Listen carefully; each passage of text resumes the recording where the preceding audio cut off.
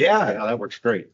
So my presentation is really going to be focused on analyzing what's currently being done and talking about how we're looking at the problems and what type of features that we think would really help us or to enable the use cases that we want to enable.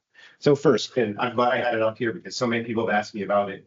I'm kind of new, maybe not all of you have heard of Siemens and HPC before, but this is how we got where we are, right? So Siemens is the roll-up of Altair, which is the roll-up of Grid Engine, PBS, and runtime design automation. All this coming together, we have 16 HPC products that cover like every aspect of HPC middleware. So I want to make sure that here in this presentation, I'm talking about our more broad look at this. And that's why, if you heard earlier, we have workflow tools. I have telemetry tools. I have, license monitoring tools. I have all of the tools. So, and then just for fun, I joined Univa in 2006. So that's how I fit on this chart of things over the years. Okay, and then real quick, this is like our mission statement for HPC at Siemens, which is just about, it's as simple as I think you can get. The right resource, the right person, at the right cost, at the right moment.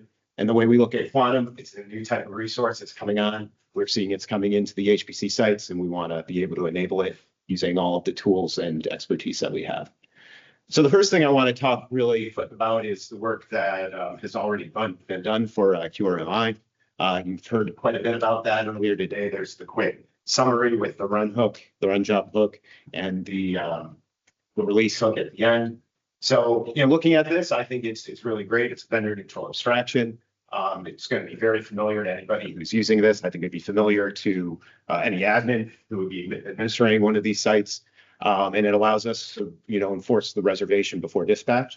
I think the comment earlier about having to do calls every, it's not maybe the most efficient in a super, super busy environment, but we can get to why that might not even be an issue in further on my presentation. So here are some of the things that I think that could be improved on that, and it's going to be in line also with the things that we're looking at in an approaching quantum from a Siemens perspective. So allocation granularity can be refined. We've heard a lot about, this a big job where you have idle CPU and GPU, idle CPU and QPU based on what's working. We can make that a much smaller sets of work so that we can get more efficient utilization, better packing. This tighter coordination, we think, can improve overall utilization of both resources.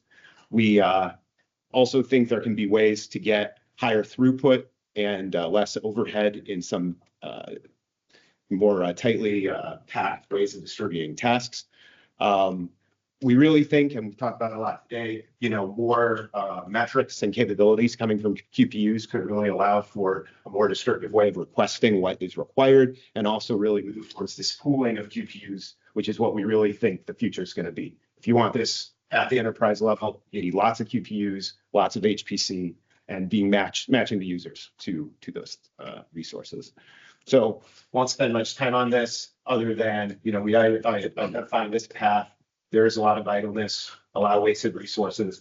We really believe that workflow management tools are the ways to really getting utilization out of the platform and really decomposing your work into almost like discrete atomic components. So as small as you can get a given piece of work, it allows the resources to be able to turn over quicker. You can get more granular efficiency and just really less chance for long waiting periods. So we really believe that it's going to be this very tight, relationship between workflow and workload management.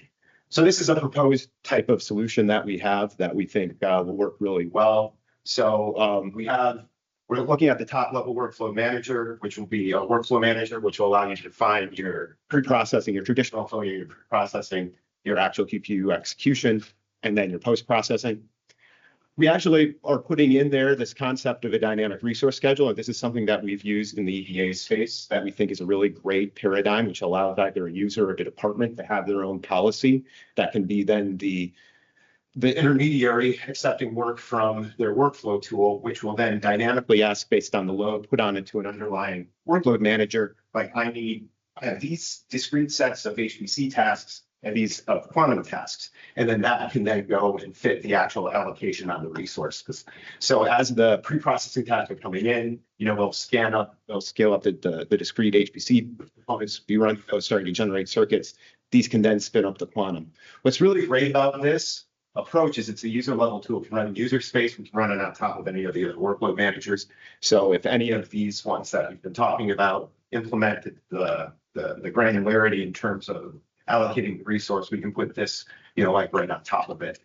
So I think it's a really good pattern, very much built around workflow. So really what we're talking about here is, can we support, these types of things with granular, job specific, unique jobs for each stage, trying to get, the better utilization and overall throughput. I think it's one of the things that's really interesting is, sometimes people think queuing is bad. Queuing is actually great because it always lets you make the right decision, make sure the right resources, the right work is being assigned to the resource. So being able to have the workflow managing it, build up the pre-processing tasks, fill those up, start building up your QPU tasks, start filling that queue up. It can start placing together the tasks and executing in the right order in order to get utilization and interleave with other users in your environment.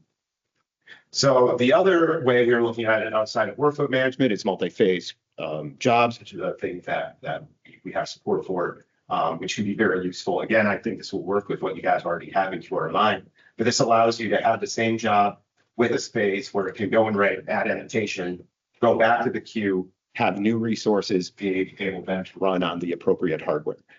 So this would allow you to say, like, I'll have a big classical, for doing my initial chunker creation, of resources for CPU and memory, but then when it's doing the quantum, if it's just a stub job driving that, you could go down to like 20, or let's say 50 megabytes for that part. So it's another way, instead of doing workflow, having a single job that can phase through. Again, I think your tools can manage that. If this is the type of workflow that you guys are trying to embrace. So one of the things, though, you may say with doing this approach is you're generating a tremendous amount of tasks. There can be a lot of overhead, and you don't necessarily want to be doing the QRMI acquisition and release, every time. So being able to support the concept of a batch job with individual tasks. So this is a concept of like launching, for example, a Python interpreter that can then be fed a series of tasks. If they're all from the same user on the same workload, then you're not, taking on the overhead of launching the upfront acquisition of the quantum resource, but are able to get the efficient utilization and individual tracking of all those workloads in your HPC system. So this is the way that we would suggest, like, looking into solving this, really fine decomposition, generating tons of tasks, and with this would make sure you didn't get a massive scheduler overhead. I think we saw with Slurm, and it's true on all workload managers. Doug had a good slide of all the steps that a job has to go through for scheduling and dispatch. It's an awful lot. So being able to reduce Is this time-based or is it job-based, the number of jobs that you run? So it gets timed. They're typically built based on the way it will. You pretty much create one for a bucket. Often schedulers will classify tasks into equivalence classes. So all jobs that have the same requirements will be put in a given bucket. One of these would like drain a bucket. I see. So it would run until there wasn't any work, and then it would exit and release the resource back to the honest workload manager. Okay, cool. And here on like resource description, here's like beyond like what we presently have, which is like I want one QPU. Being able to publish the types of resources, the capabilities, allow for a more rich, selection of the types of QPUs that your workloads may be capable, be compatible to run on.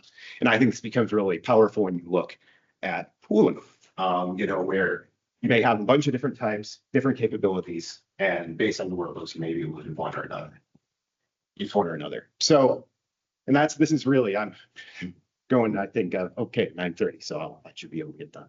So we have a tool called Hero already, and I'm just using that as an equivalent way to describe what we think could really work well for quantum resources. So what Hero is a way of pooling hardware emulators. So in the EDA space, there are big devices that completely simulate full chip under design. We have this tool Hero allows for scheduling those inside of complex EDA workflows. So we would see essentially in this case, you would have it would be a standalone workload manager that would manage all of your QPUs, and it would be referenced and called through a workflow management tool. And in this it kind of ties in a bit to, running the SLRMD local, because these jobs you would say are tiny jobs. You could have like one machine, could run like 100 of these, right? One machine could manage all your QPUs then. But then it's the workflow manager that's making sure the requests are going through and monitoring. So I hope we have some more stream calls and I can talk about any more of these things and these in some more detail. But this is really what we're thinking. And as long as these are in line with what you guys are looking to do. I just jotted down evaluate TPS QPU cooling concept. Okay. Okay, so cool. That's 11 minutes. Any questions? Okay, thanks. Thank you.